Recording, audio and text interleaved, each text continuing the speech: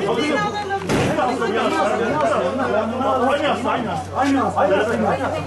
Hastalık kimliğini alalım. Gelecek.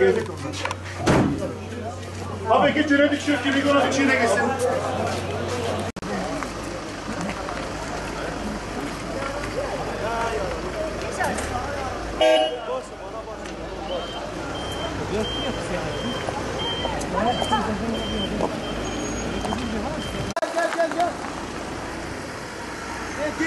Git.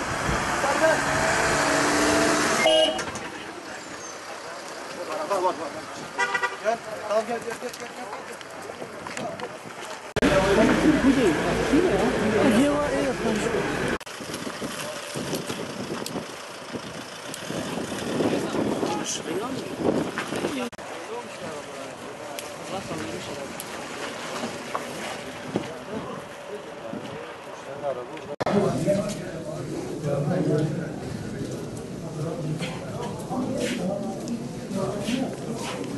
İddiaları zaten yersiz. Oradaki esnafa da gidip sorsanız her şey ortada zaten. Esnaf ziyaretinden sonra BDP il binası önünde, oradaki parti binası önünde bir takım yüzleri kapalı gençler slogan atıp taşlamaya başladılar.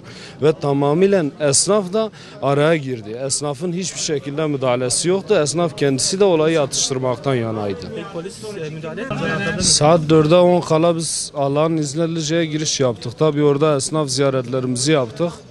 Esnaf ziyaretleri gayet iyi geçti. Yani almayanlar oldu, güzel karşılayanlar oldu. Allah'ın izniyle güzel geçti.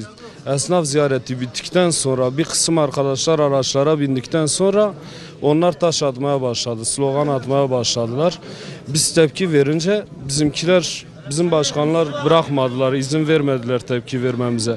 Bir kısım arkadaşları araçlara gönderdikten sonra onlar tekrar saldırmaya başladı. Yani biz tamamıyla arkadaşların hemen hemen yarısı gittikten sonra olaya maruz kaldık. Jandarmalardı. Onlar da hiç inmeden sadece panzerde ortada gidip geldiler. Yani hiçbir şekilde inip de müdahale yapmadılar. Katiyen hocam öyle bir şey olmaz. Zaten onlar bize saldırdıktan sonra bizden bir kısım gençler evet hemen yakınında zaten oradan geldiler. Biz müdahale edince onlar oraya kaçtılar.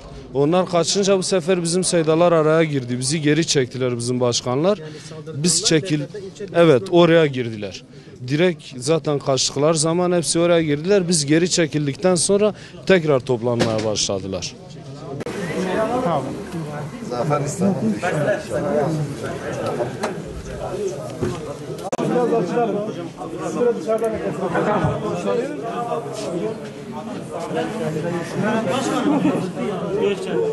tamam kalemi daha sonra. Yabancı mı? Duyuyor.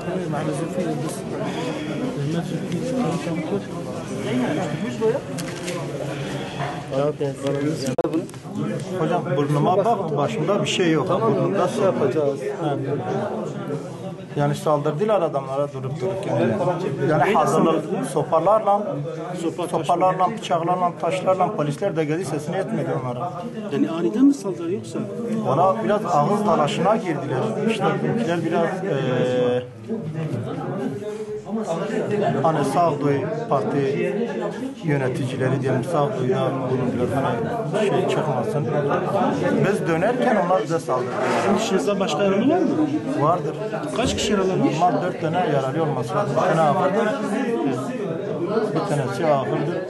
Diğerleri de bilmiyorum. Esnaflar saldırmadı. Bazı gençler saldırdı.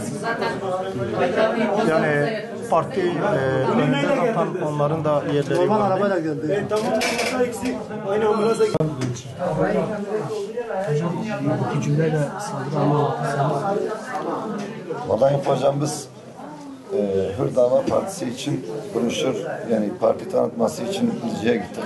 Evet. Broşürlerimizi esnafları ziyaret ediyorduk. Esnaflara diyorduk hayırlı oluyoruz. Yani hayırlı günler Allah işinizi rast getirsin.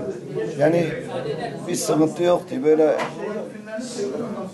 50-60 esnaftan sonra sanki koordine edilmiş bir kalabalık laf şeyleri yaptılar, hareket yaptılar. Pis hakaretlerde bulunmaya çalıştılar. Bizim Arkadaşlar epeyce dedi lütfen olmasın. Hani biz burada misafiriz, sizin ilçenize misafirliğe gelmişiz. Onlardan da bir tane böyle yani anlayışlı biri çıkıp da o gençlere bir sahip çıkamadı.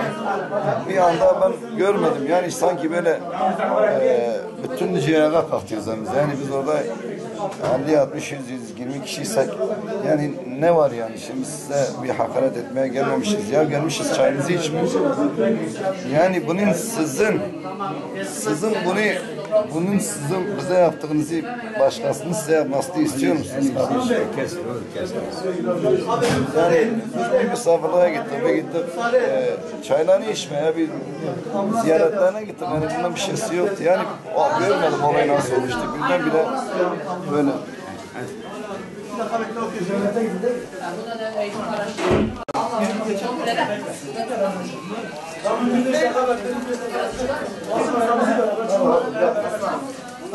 Abi iki kasamızı